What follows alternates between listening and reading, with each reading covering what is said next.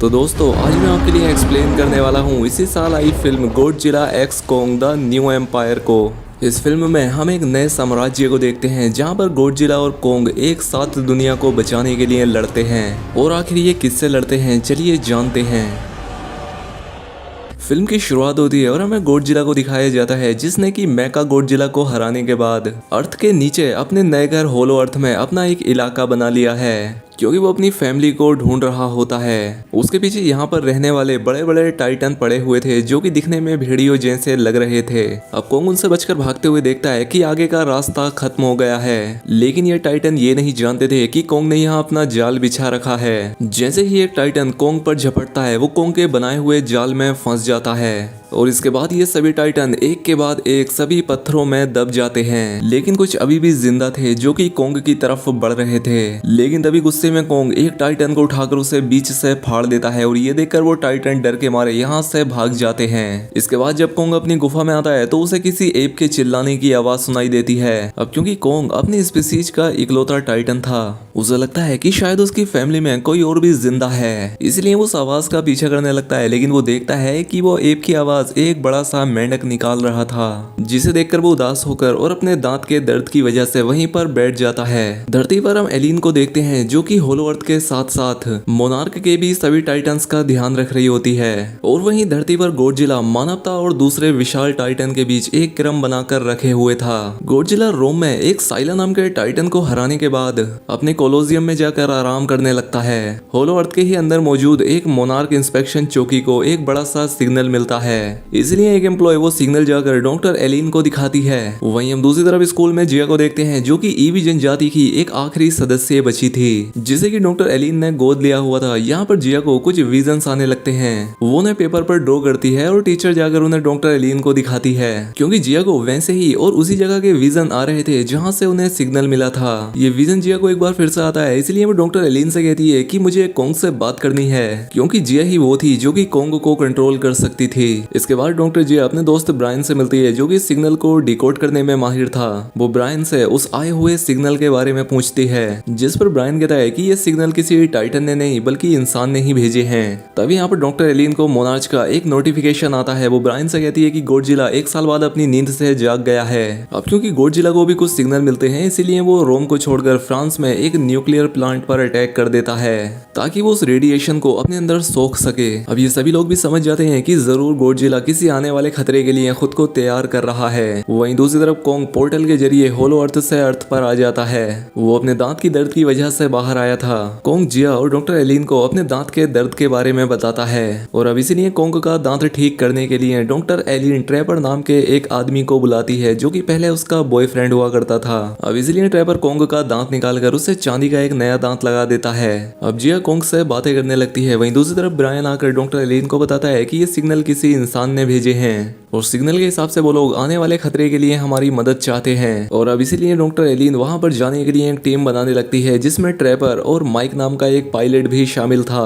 हालांकि जिया और ब्रायन भी वहां पर जाना चाहते थे, इसीलिए ना चाहते हुए भी डॉक्टर एलिन उन दोनों को भी अपने साथ ले लेती है। जिसके बाद ये सभी लोग मिलकर कोंग के साथ उस पोर्टल से होकर होलो अर्थ में जाने लगते हैं। अब ये लोग गॉडजिला के पीछे जाने लगते हैं। वहीं मोनार्च में मौजूद लोग गॉडजिला को ट्रैक कर रहे थे।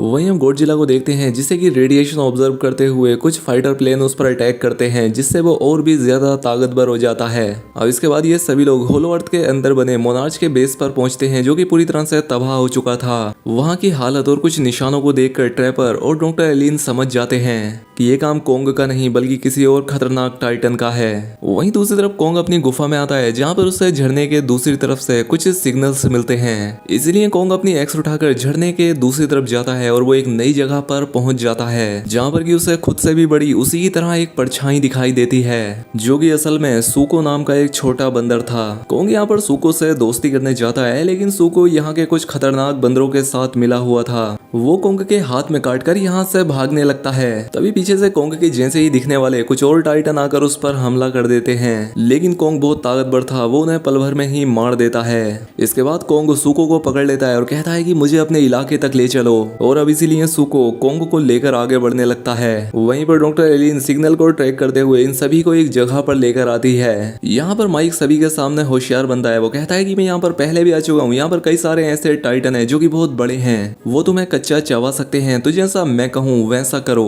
लेकिन तभी एक पेड़ जैसा दिखने वाला टाइटन माइक को पूरा निगल लेता है। ये देखकर ये सभी लोग काफी डर जाते हैं। वहीं दूसरी तरफ गॉडजिला समंदर की गहराइयों से होता हुआ आगे बढ़ने लगता है। तभी मोनार्क के लोग उसकी दिशा से पता लगाते हैं और समझ जाते हैं कि गॉडजिला के रास्ते में मोनार्क के 4 टाइटन के बेस थे, जिसमें से कि एक से वो लड़ने के लिए जा रहा है। वहीं दूसरी तरफ जिया डॉक्टर एलिन के साथ मिलकर जंगल में एक प्राचीन मंदिर को खोज लेती है, जहाँ पर उन्हें एक प्राचीन टाइटन मोत्रा का निशान दिखाई देता है, जो कि सभी की रानी थी। तभी एक जुगनू आकर एक पत्थर पर बैठ जाता है और जिया समझ जाती है कि उसे क्या करना है। अब जिया के उस पत्थर को दबाते ही यहाँ पर पानी आने लगता है, जिसके बहाव के साथ साथ चलने पर वो एक खास तरह की जगह पर आ जाते हैं और यहाँ से ये लोग भी एक अलग ही दुनिया में पहुंच जाते हैं। वहीं दूसरी तरफ सूको कोंग को लेकर एक तालाब के पास आता है। सूको जानता था कि इस तालाब में एक बड़ा टाइटन रहता था, इसलिए वो जानबूझकर कोंग को यहाँ लाया था उसे मरवाने के लिए। लेकिन सूको को कोंग की ताकत का कोई अंदाजा नहीं था। अब पानी से निकलकर वो टाइटन जैसे ही कोंग पर हमला करता है कि सूको वहां से भाग जाता है। कुछ दूर भागने पर सूको के सामने कोंग का एक्स और उस टाइटन का कटा हुआ सर आकर गिरता है, जिसे देखकर सूको चौंक जाता है। अब यहाँ पर कोंग भी आ जाता है और वो सूको को लेकर आगे बढ़ता है। अब एक जगह पर आकर ये दोनों उस मरे हुए टाइटन का मांस खाते हैं। वहीं दूसरी तरफ गॉडजिला एक टिमोट नाम के टाइटन पर अटैक कर देता है। वो टाइटन उस ड्रैगन को हराकर उसकी सारी पावर को अपने अंदर एब्जॉर्ब कर लेता है। वहीं दूसरी तरफ ये सभी लोग जंगल में आगे बढ़ रहे थे कि तभी कुछ आदिवासी लोग इन्हें पकड़ लेते हैं। लेकिन उनमें से एक लेडी जिया को पहचान लेती है, जिसके बाद इन सभी को एक प्राचीन टेंपल में लाया जाता है, जहां पर कि इनकी मुखिया आयबा जिया का हाथ पकड़कर टेलीपैथी के जरिए उसका दिमाग पढ़ लेती है, जिससे वो समझ जाती है कि इन लोगों से इन्हें कोई भी खतरा नहीं है। दरअसल जिया और ये आदिवासी एक ही कबीले के थे। वहीं दूसरी तरफ काफी लंबा सफर तय करके सूको और कोंग एक जगह पर पहुंच जाते हैं और ये सीन इस मूवी का सबसे बढ़िया सीन था, क्योंकि यहाँ पर एक मेगा टाइटन का स्केलेटन होता है, जिसके सामने कोंग एक चींटी की तरह दिख रहा था। यानी कि जिसका भी स्केलेटन है, आखिर वो टाइटन कितना बड़ा होगा और इसे किसने मारा होगा। खैर अब सूको और कोंग उस स्केलेटन से होकर उस ज्वालामुखी को पार करते हैं और वहीं दूसरी तरफ डॉक्टर एलिन के साथ सभी लोग एक गुफा में आ जाते हैं, जहाँ पर डॉक्टर एलिन को इस टाइप की मुखिया बताती है कि कोंग के जैसा एक और टाइटन है, जिसने कि बाकी सारे टाइटन्स को अपना गुलाम बनाकर रखा है। वो धरती पर कब्जा करना चाहता था और एक दिन जब उसने ऐसा करने की कोशिश की तो गॉडजिला ने उसे हराकर यहीं पर कैद कर दिया। लेकिन वो अभी भी जिंदा है और अभी भी धरती पर जाना चाहता है। वहीं दूसरी तरफ सूको कोंग को उस जगह पर ले आता है जहां पर कि स्कार किंग का राज था। तभी कोंग यहाँ पर एक बंदर को देखता है जो कि एक बूढ़े बंदर को मार रहा था, इसलिए कोंग उस बंदर को मारकर उस बूढ़े बंदर को बचा लेता है, क्योंकि यहाँ पर ये सभी बंदरों को गुलाम बनाकर अपना काम कराते थे। अब उन्हीं की जगह पर आकर उन्हें मारता हुआ देखकर कोंग को सभी बंदर हैरानी से देखने लगते हैं। तभी वहाँ पर इनका राजा स्कार किंग आता है, जिसके पास हड्डियों से बना हुआ एक बेल्ट था और ये पूरा साम्राज्य इसी का था। स्कार किंग यहाँ पर एक बंदर जो कि सूको के फादर थे उन्हें लात मारकर लावा में गिरा देता है और ये देखकर सूको बहुत दुखी हो जाता है। अब ये देखकर कोंग को बहुत गुस्सा आता है। अब स्कार किंग भी अपना बेल्ट घुमाकर कोंग को मारता है, जिससे उसका हाथ जख्मी हो जाता है और अब यहाँ पर कोंग और स्कार किंग के बीच एक जबरदस्त फाइट होती है। जब यहाँ पर स्कार किंग को पता लगता है कि वो कोंग से नहीं जीत सकता, तो इसीलिए वो अपनी बेल्ट पर लगे क्रिस्टल से एक आइस गॉडजिला को कंट्रोल करता है, जो कि उसने कैद कर रखा था। और स्कार किंग अपनी बेल्ट पर लगे उस क्रिस्टल से उसे दर्द देकर उसे कंट्रोल किया करता था। और अब इसीलिए शीमो अपनी आइस पावर से कोंग को एक फ्रोजन बाइट देता है, जिससे कि कोंग का हाथ बेजान हो जाता है। अब इसीलिए सूको कोंग को भागने का वहां से रास्ता बताता है और अब इसीलिए कोंग शीमो से बचता हुआ उस गुफा से होकर यहाँ से भाग जाता है। वहीं दूसरी तरफ डॉक्टर एलिन को भी शीमो के बारे में पता लगता है कि वो अब तक का सबसे ज्यादा ताकतवर टाइटन है। वो यहाँ पर सभी को बताती है कि अगर कोंग का सामना स्कार किंग और शीमो से एक साथ हुआ तो वो उसे मार भी सकते हैं। वहीं पर एलिन को मोत्रा टाइटन का निशान भी दिखाई देता है, जो कि सभी टाइटन की रानी थी। वहीं दूसरी तरफ हम कोंग को भागते हुए देखते हैं, जिसके पीछे स्कार किंग के साथ ही पड़े थे। कोंग ने अपने बिछाए हुए ट्रैप्स में भी फंसाता है, जिससे कई सारे बंदर मारे भी जाते हैं और जो भी बचे थे वो कोंग के बिछाए हुए जाल को देख लेते हैं। लेकिन सूको ऊपर से पत्थरों को गिराकर कोंग को उनसे बचा लेता है। अब कोंग इतना जख्मी हो चुका था कि सूको उसका सहारा बनकर उसे आगे लेकर जाता है, लेकिन इन्हें जाता हुआ एक बंदर छिपकर देख रहा था। वहीं दूसरी तरफ गॉडजिला उस पिंक ड्रैगन की पावर को अपने अंदर एब्जॉर्ब कर रहा था। यहाँ पर जिया को खुश देखकर डॉक्टर एलन ट्रेवर से कहती है कि शायद जिया को यहीं पर अपने लोगों के साथ रहना चाहिए। इसके बाद हम यहाँ पर मौजूद कबीले के कुछ लोगों को देखते हैं जो कि एक रस्सी को खींचते हैं, जिससे यहाँ पर एक पोर्टल खुल जाता है, जिसमें से कि सुको कोंग को लेकर अंदर आ जाता है। ये सब बाहर खड़ा हुआ वो बंदर भी देख रहा था। अब यहाँ आकर कोंग जैसे ही जिया से मिलता है वो दर्द के मारे यहाँ पर गिर जाता है, लेकिन होश में आने पर कोंग स्कार किंग के साथ हुई अपनी लड़ाई के बारे में सभी को बताता है और वहीं वो बंदर वापस जाकर स्कार किंग को उस पोर्टल के बारे में बताता है। और अब इसीलिए स्कार किंग शीमो को कंट्रोल करके अपनी पूरी आर्मी को लेकर उस पोर्टल की तरफ निकल पड़ता है। ये चीज गॉडजिला को भी पता लग गई थी, जिसकी शक्तियां बहुत बढ़ गई थी। अब इसके बाद जब ट्रेवर आकर कोंग को चेक करता है तो वो डॉक्टर एलिन को बताता है कि वक्त आ गया है मेरा बनाया हुआ वो प्रोस्थेटिक हैंड कोंग को लगाने का, और इसीलिए ट्रेवर उस प्रोस्थेटिक हैंड को होलो अर्थ में मंगाकर उसे कोंग के हाथ पर फिट कर देता है और उसकी मदद से एनर्जी लिक्विड भी कोंग की बॉडी में डालता है। इसलिए अब कोंग खुद को पहले से भी ज्यादा तंदुरुस्त महसूस कर रहा था और अब वो स्कार किंग से लड़ने के लिए एकदम तैयार था। दूसरी तरफ शीमो स्कार किंग और उसकी पूरी आर्मी को पोर्टल की तरफ आता हुआ देखता है। वो ये सारी बात जाकर कोंग को बताता है और अब इसीलिए जिया कोंग से मदद मांगती है और अब इसीलिए कोंग और सुको गॉडजिला से मदद लेने के लिए चले जाते हैं। और अब कोंग वहां के पोर्टल से होता हुआ इजिप्ट में पिरामिड के पास निकलता है और अब कोंग को सेंस करते हुए गॉडजिला भी वहां पहुंच जाता है।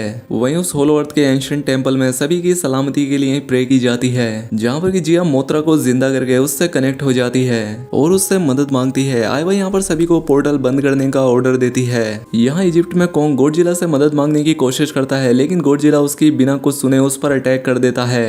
और अब कुछ देर की फाइट के बाद जब गॉडजिला कोंग को मारने वाला होता है कि तभी यहाँ मोत्रा पहुंच जाती है। वो कोंग को गॉडजिला से बचा लेती है और गॉडजिला को जिया और मोत्रा दोनों मिलकर होलो अर्थ में आने वाले खतरे के बारे में बताती हैं और कोंग की मदद करने के लिए कहती हैं। वहीं दूसरी तरफ कबीले वाले लोग तालाब में एक खास लिक्विड डालते हैं, जिससे दो तरह के क्रिस्टल एक दूसरे के पास आने लगते हैं, जिनके आपस में जुड़ते ही सारे पोर्टल बंद होने वाले थे। लेकिन तभी स्कार किंग वहां पर आ जाता है और शीमो की आइस पावर की वजह से उन दोनों जादुई पत्थरों को जमा देता है, जिससे ये पोर्टल कभी भी बंद ना हो। वहीं दूसरी तरफ ट्रेवर अपने शिप की मदद से बहुत सारे टाइटन को यहाँ पर ले आता है ताकि वो यहाँ से सभी को निकाल सके। जब वो सारे टाइटन स्कार की आर्मी से लड़ रहे होते हैं तभी पोर्टल से एक बहुत तेज रोशनी के साथ गॉडजिला और किंग नीचे आ जाते हैं और अब वो स्कार किंग की आर्मी की तरफ बढ़ते हैं। और अब यहाँ पर आता है इस मूवी का सबसे बढ़िया सीन, जहाँ पर ये चारों टाइटन एक दूसरे से टकराते हैं और अब यहाँ पर इन चारों टाइटन की एक जबरदस्त फाइट होती है, जहाँ पर अपने प्रोस्थेटिक आर्म की मदद से गॉडजिला स्कार किंग पर काफी भारी पड़ता है, लेकिन शीमो अपनी आइस ब्रेथ से गॉडजिला को जमा देता है।